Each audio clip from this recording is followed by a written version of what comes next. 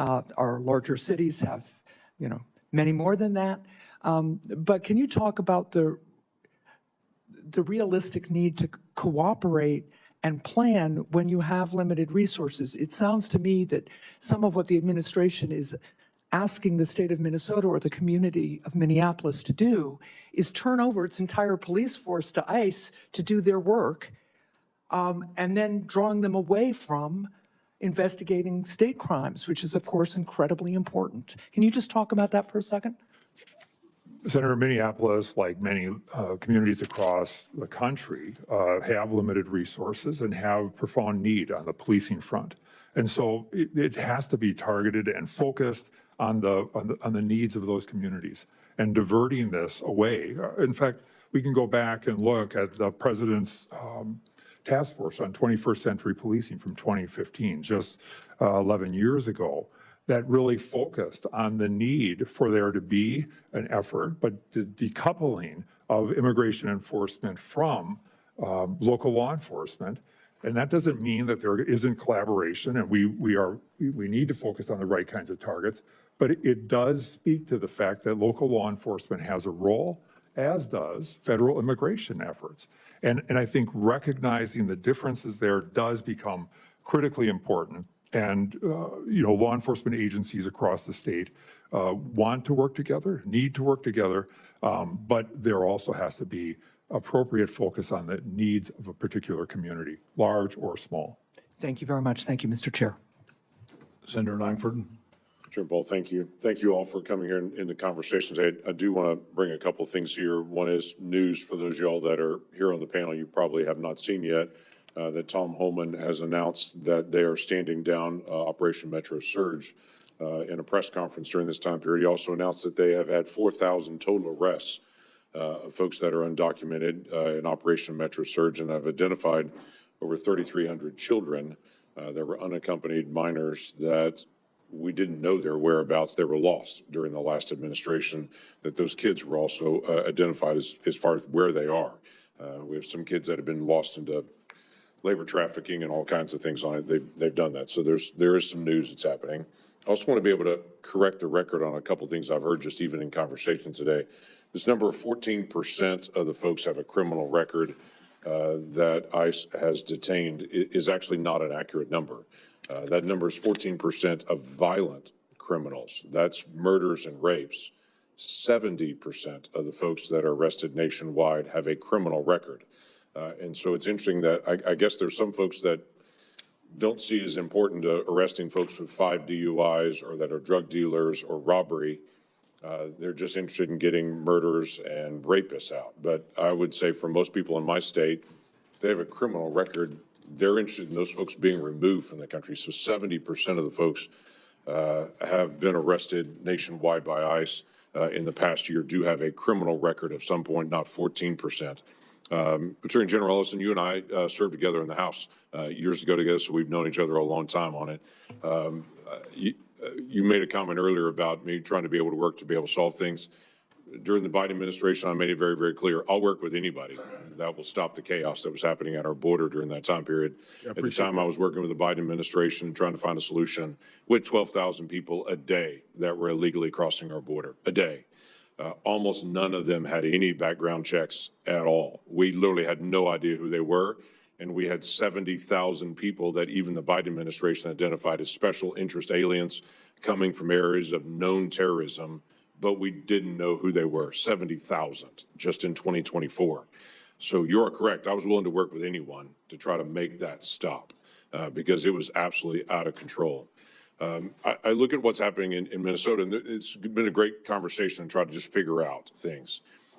ICE did a surge in New Orleans. This didn't happen. ICE did a surge in North Carolina. This didn't happen. When I look at my state and other states in the cooperation, there are right now about 1,200 jurisdictions in the country that have a 287G agreement with the federal government on honoring detainers and working to be able to partner together. There's 1,400 total agreements of some kind of memorandum of understanding with ICE and with local law enforcement across the country. But what I'm hearing from you is in Minnesota, a 287G would not be allowed according to state law. What's the cooperation? How many 287 agreements are there in Minnesota at this point? Yeah, so the position that my office has taken is that if you are a sheriff who wants to pursue 287G, you must have the support of your county board under the joint powers agreement. It's just a restatement of what the law is. So how many agreements are like that? I think 7 is the last number I heard, but there's no barrier. We're not saying that people can't do 287G agreements. We're saying that there is a procedure that they have to follow that involves engaging with their county board. That's all. So I guess my challenge is, if there's someone arrested in Minnesota, let's say they've got 3 DUIs and they're arrested and they're incarcerated, and it comes up and pings in the records that this person also has a murder warrant in Oklahoma, would they be held until Oklahoma authorities came to get them at that point, or would they, at the end of whatever the term, be released? If Oklahoma reached out and said, hey, we want that person, I know you're prosecuting them, but before you release them, we want them, don't let go of them until we get there, what would happen in that situation? I'm confident that Minnesota would honor Oklahoma's request. Okay, how is that different in other places with ICE detainers?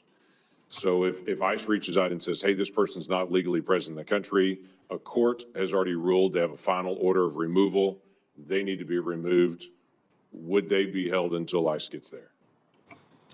If there is a final order of removal, Right.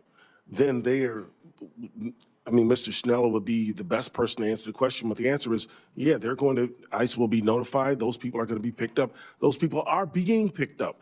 And Senator, again, I did appreciate the work that you were doing on immigration, and I want to be clear that I think we need to return to that level of bipartisan cooperation, and I hope that you can continue in that direction.